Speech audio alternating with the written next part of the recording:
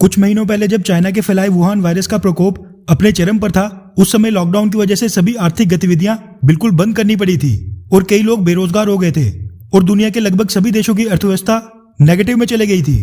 उस समय भारत में भी वही हाल था, बल्कि भारत में तो उस समय भारतीय सरकार ने बाकी देशों के मुकाबले ज्यादा सख्त लॉकडाउन लगाया था, जिसकी वजह से भारत की अर्थव्यवस्था में -23% इतिहास की सबसे बड़ी गिरावट देखने को मिली थी। उन दिनों भारतीय शेयर मार्केट भी बड़े नुकसान के दौर से गुजर रही थी और भारतीय कंपनियों को भी बड़ा नुकसान हो रहा था। वहीं दूसरी तरफ चाइना अपनी फैलाई महामारी से तब तक काफी हद तक उबर चुका था और चाइना में इकोनॉमिक एक्टिविटीज बिल्कुल बैक ऑन ट्रैक आ गई थी। इसी चीज का फायदा उठाते हुए चाइना के सेंट्रल बैंक ने भारतीय कंपनी HDFC के शेयर्स खरीदकर 1% हिस्सेदारी अपने नाम कर दी थी। बस इसके तुरंत बाद ही भारतीय सरकार ने चाइना से अपनी कंपनीज को बचाने के लिए एक नया कानून लाया था, जिसके मुताबिक भारत के पड़ोसी देशों को भारत में FDI के पहले भारतीय सरकार से परमिशन लेनी होगी और उसके बाद ही ग्रीन सिग्नल मिलने पर वो भारत में निवेश कर पाएंगे। भारत के इस फैसले का विरोध चाइनीज फॉरेन मिनिस्ट्री के प्रवक्ता और Chinese media house global times बड़े जोरों शोरों से कर रहे थे, मगर अब ये चीज सामने आ गई है कि चाइना को क्यों भारत की इस रोक से इतनी ज्यादा दिक्कत थी।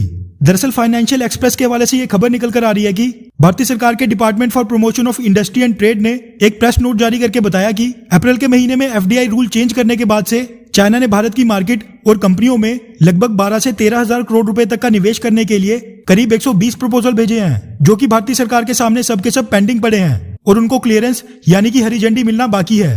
वैसे कुछ लोगों को ये जानकर हैरानी होगी कि चाइना ने जितना निवेश पिछले 20 सालों में किया था, यानी कि साल 2000 से लेकर साल 2020 तक, वो करीब उतना ही निवेश अप्रैल से दिसंबर तक 9 महीनों में ही करना चाहता था। आंकड़ों के मुताबिक साल 2000 से 2020 तक चाइना ने भारत में करीब 15,000 करोड़ रुपए तक का निवेश किया था और पिछले 9 महीनों में ये रकम लगभग 13,000 करोड़ रुपए तक पहुंच गई है। 15,000 करोड़ से बस 2,000 करोड़ ही कम है। बस इसी वजह से ये कहा जा रहा है कि भारतीय सरकार ने मौके पर चाइनीज FDI पर रोक लगाकर बड़ा ही सही काम किया था, क्योंकि चाइना पूरी स्ट्रेटेजी के साथ भारत में बड़ी बड़ी कंपनीज को टेक ओवर करने वाला था, जो कि होते होते बच गया।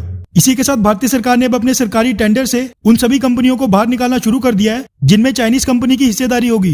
दरअसल पिछले कल भारतीय सरकार ने 1,800 करोड़ रुपए के वंदे भारत एक्सप्रेस के ट्रेन सेट बनाने के टेंडर से एक भारतीय और चाइनीज कंपनी के जॉइंट वेंचर को टेक्निकल कारण का बहाना मारकर टेंडर से ही बाहर कर दिया है। यानी कि अब सरकारी टेंडर पूरी तरह भारतीय हिस्सेदारी वाली कंपनी को ही मिलेंगे और ये चीज भी चाइना के लिए बड़ा झटका है, क्योंकि चाइनीज कंपनियां भारतीय कंपनियों के साथ जॉइंट वेंचर बनाकर कई तरीके के फायदे उठा रही थी और ये पैसा कमाकर अपने चाइना ले जा रही थी। वैसे भारतीय सरकार के चाइना को लेकर ये रुद्र अवतार देखकर भारत में कई लोग खुश हैं, लेकिन कई लोग ये भी शिकायत कर रहे हैं कि चाइनीज FDI पर रोक लगाने से नई स्टार्टअप कंपनीज की फंडिंग में दिक्कत आ रही है। इसीलिए भारतीय सरकार को अपना ये कानून वापस ले लेना चाहिए। वैसे जब तक चाइना LAC से पीछे नहीं हट जाता, तब तक शायद ही भारतीय सरकार अपने नियम चाइना के लिए नरम करेगी। मगर इसमें आपकी क्या राय है?